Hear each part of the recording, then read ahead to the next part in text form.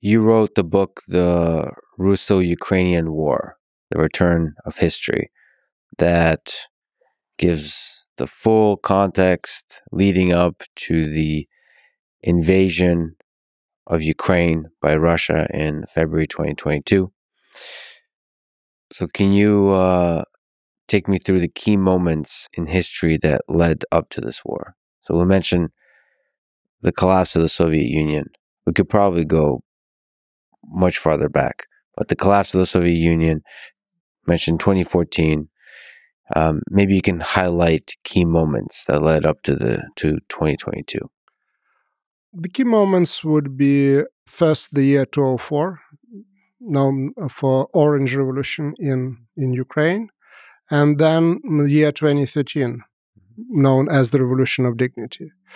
Both were the revolts against something that by significant part of Ukrainian population was considered to be completely unacceptable actions on the part of the government and people in the government at that time. So the Orange Revolution of 2004 was a protest against falsified presidential elections and rejection of a candidate that was supported by Russia, publicly supported by Russia. I remember being in Moscow at that time and couldn't believe my eyes when in the center of Russia I saw a billboard with Yanukovych. The trick was that there were a lot of Ukrainians in Russia and in Moscow in particular, and they had the right to vote. It led to the election of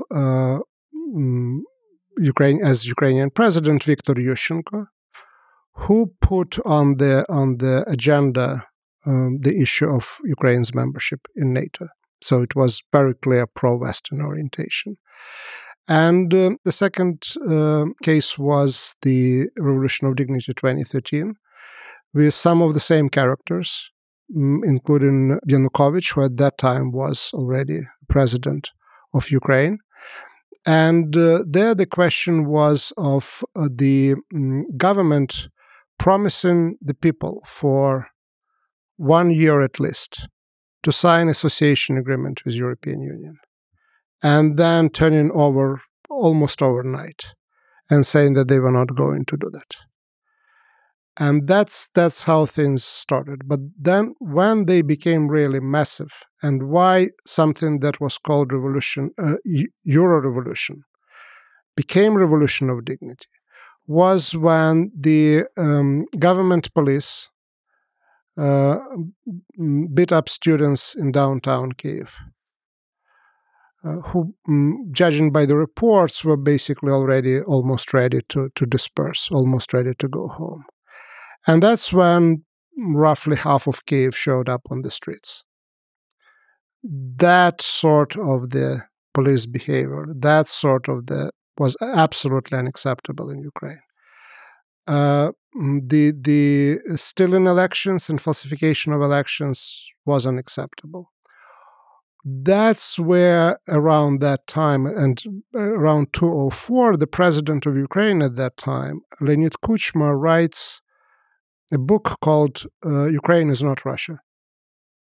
And apparently the term comes from his discussion with Putin, when Putin was suggesting to him quite strongly to use force against people on the Maidan, on the square in Kyiv. And Kuchma allegedly said to him, you don't understand, Ukraine is not Russia. You can't do things like that.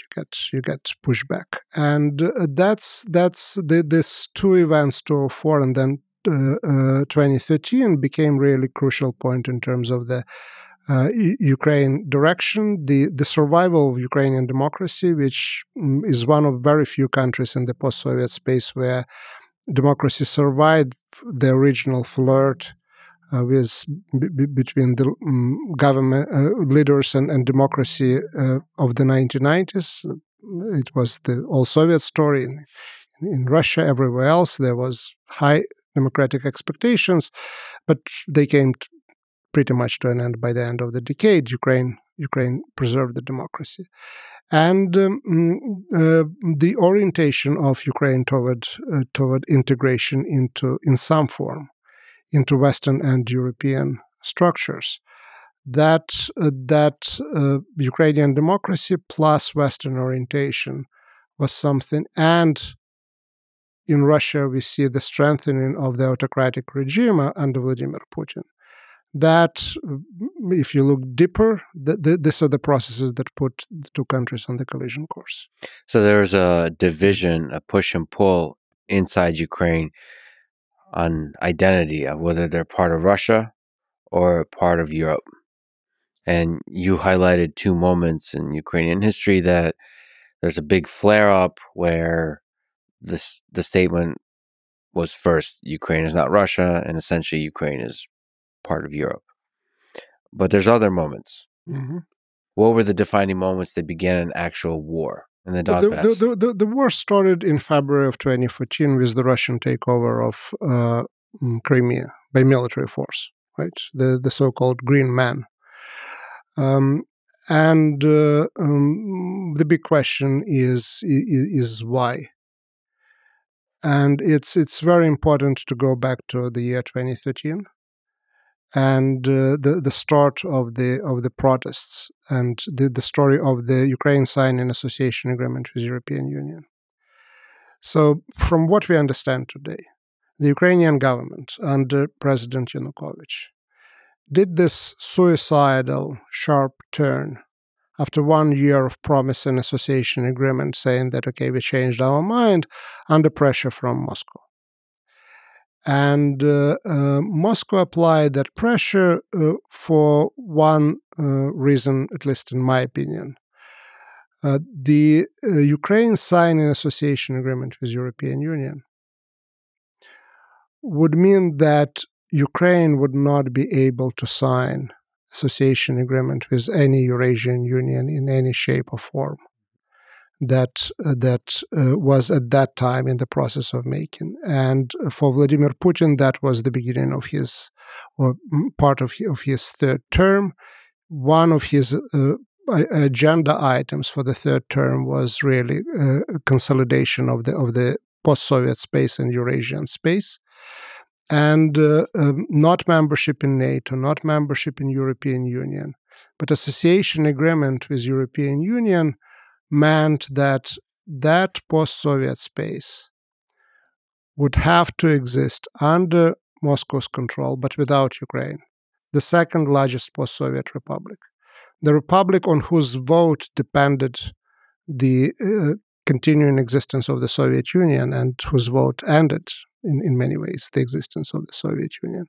So that is broadly background, but also there are, of course, personalities. There are also their beliefs, their readings of history, and all of that became part of the story. But if you look at that geopolitically, the association agreement is putting Ukraine outside of the Russian sphere of influence. And the response was an attempt to topple the government in Kyiv that clearly was going to sign that agreement, to take over Crimea and to help to deal with a lot of issues within Russia itself and boost the popularity of the president, and it certainly worked in that way as well. And once Ukraine, still after Crimea, continued on its path, then the next step started the so-called hybrid warfare in Donbass. But again, the unlike Crimea, from what I understand, Russia was not really looking forward to taking possession of Donbass. Donbass was viewed as the way how to influence Ukraine, to stop it from drift toward the west.